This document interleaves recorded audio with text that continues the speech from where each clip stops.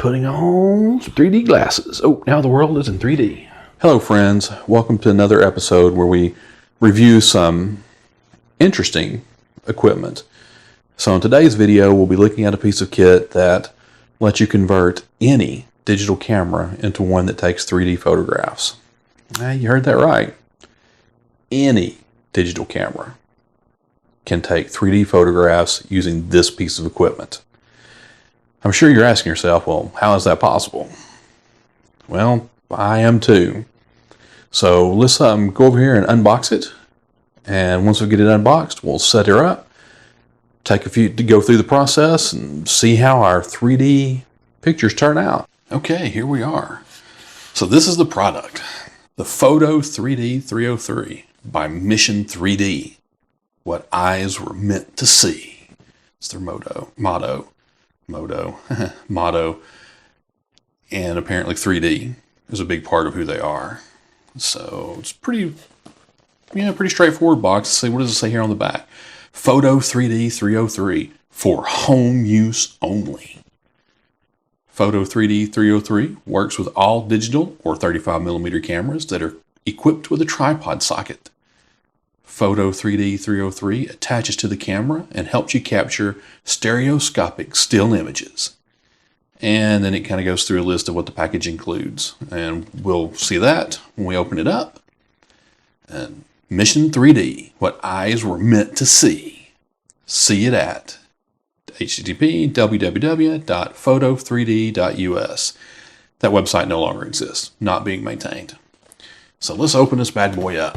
Open the box, and inside the box there are many things. Have some 3D glasses, and that's because the way that this actually makes 3D images is much like old 3D movies, where you had to wear glasses with a blue lens and a red lens. So there's just some glasses so you can see the images. And we've got this box, this box, this box, and this.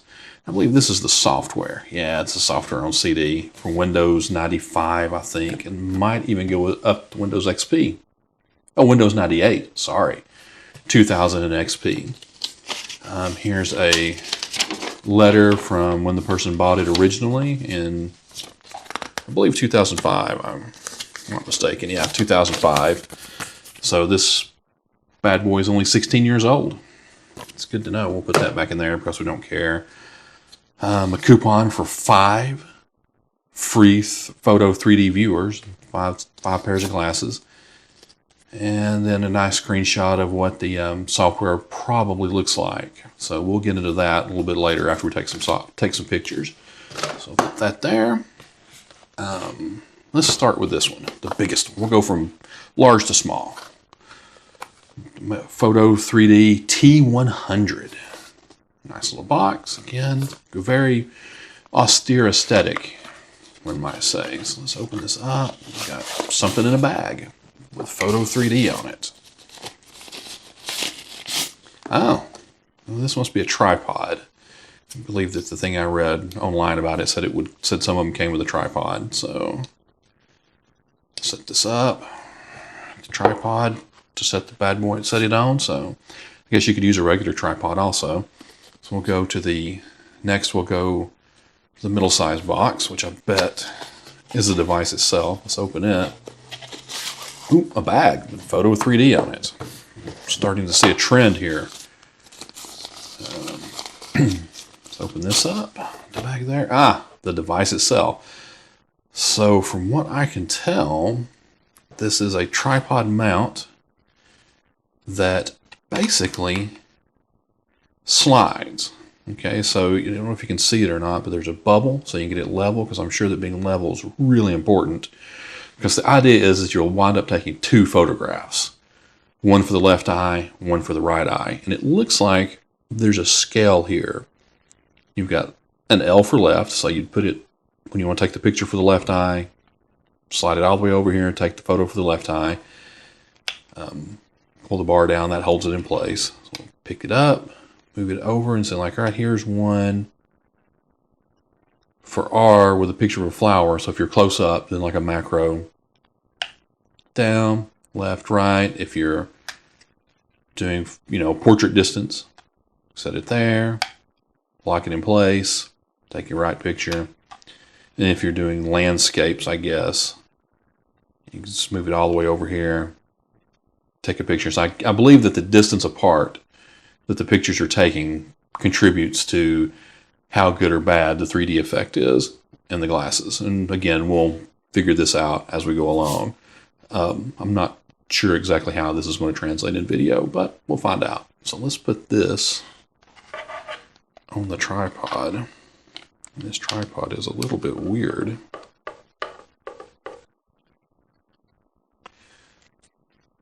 Okay, so there's that. So I wonder what's in here. This is the Photo 3D RC 900. I wonder if it's in a bag. Oh, no. Just when you thought they had you, no bag. It's a little canvas case. Fancy. So these are a pair of fancier glasses.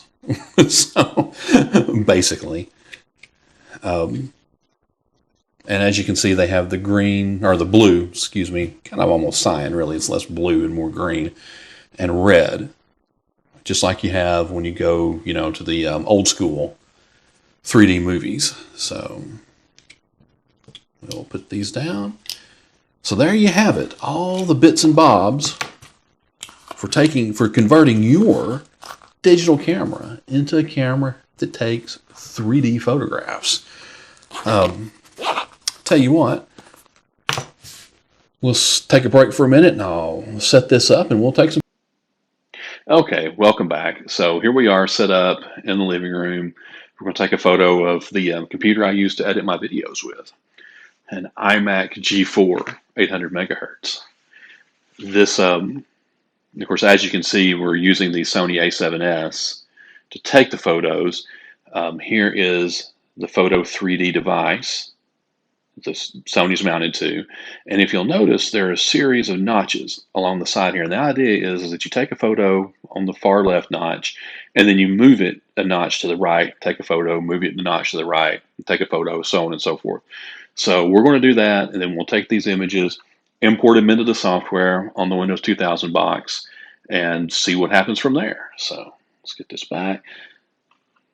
Okay, so now when I'm taking a series of images like this, be it for this device, although this is probably the first and last time I will ever use this device, or for a panoramic image, I like to do the first one. We'll get a picture of our hand and let this thing kind of find the focus, and then that way we kind of know that the next set of images are meant to be together. It's like, here's a marker on the roll, the next ones are together. Okay, so let's take our first image on the left setting. All right, we got that. Let it save. And so what you do to move it is you lift this up, slide it over, and then lock it down. It has like some notches that it holds in. So we'll take our next one. And slide. Take the next one.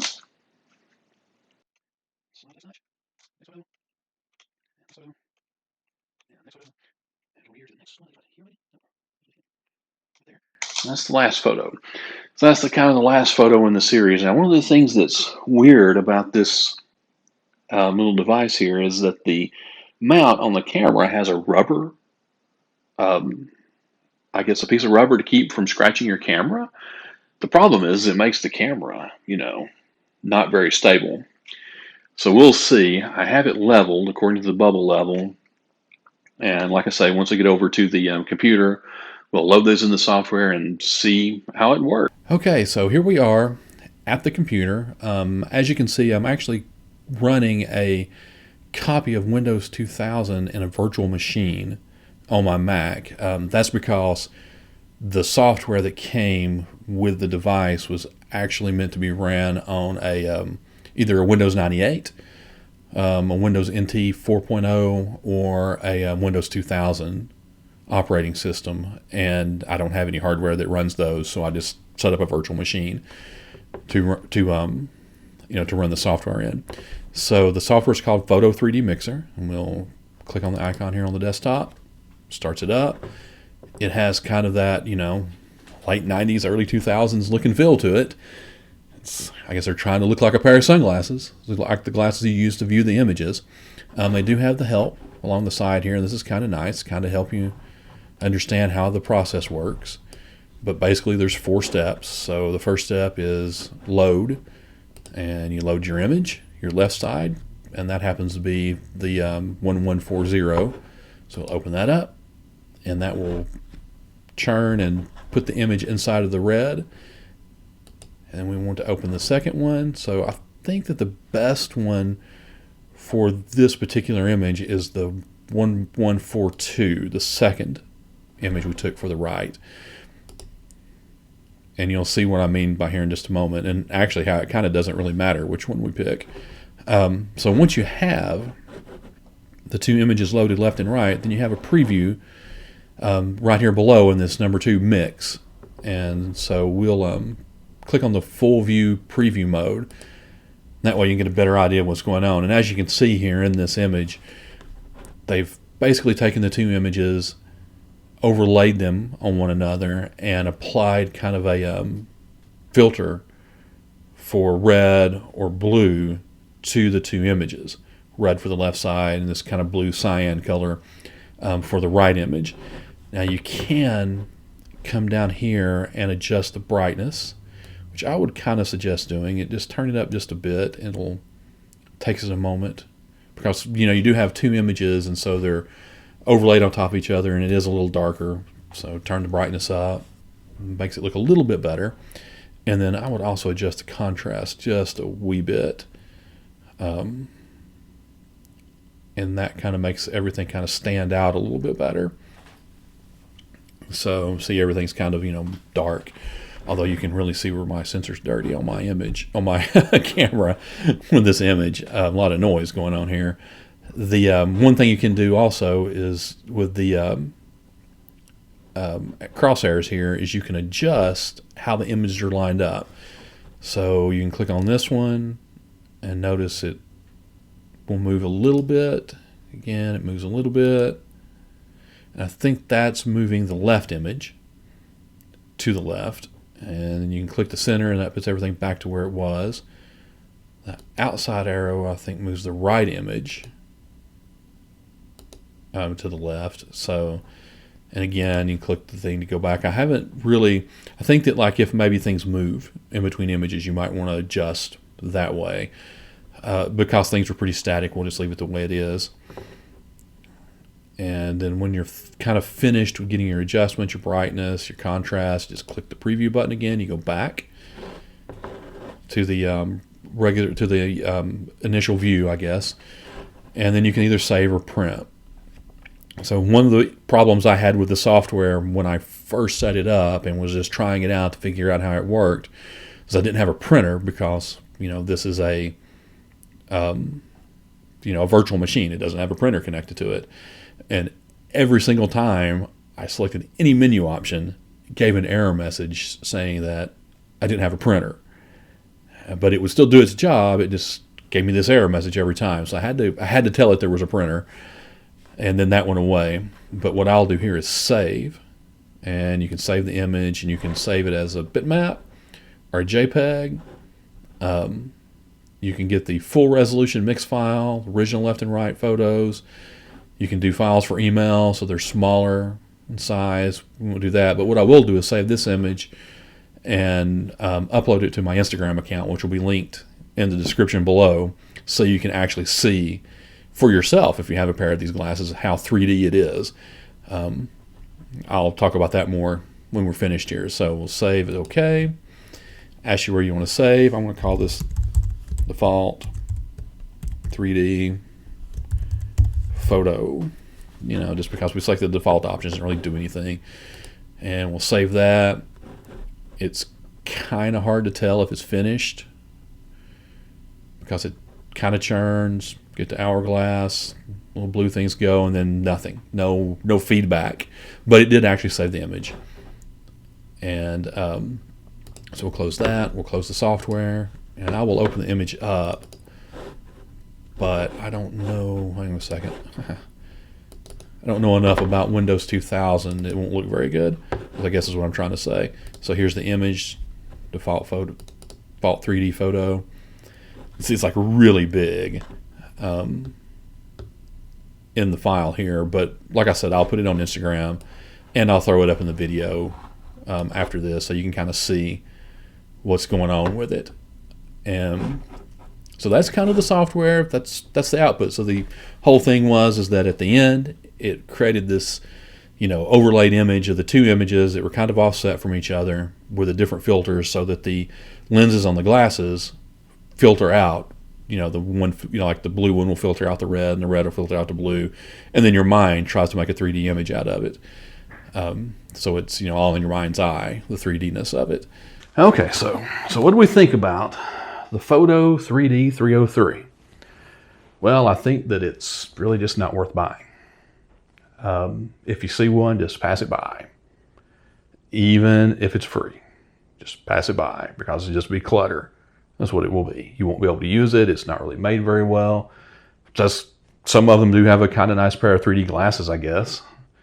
But other than that, it's really not worth anything. I hope you've enjoyed this little journey as I've tried to figure out how to make it work and take some pictures with it. I really appreciate your time. Appreciate the time you take to watch. So if you like it, I hope you click the like button. If you don't, you can click the dislike button. And leave a comment below. Leave an insult below. Do whatever you like. But I do wish you would subscribe, because that would be kind of nice. And again, thanks for watching. And until next time, bye for now.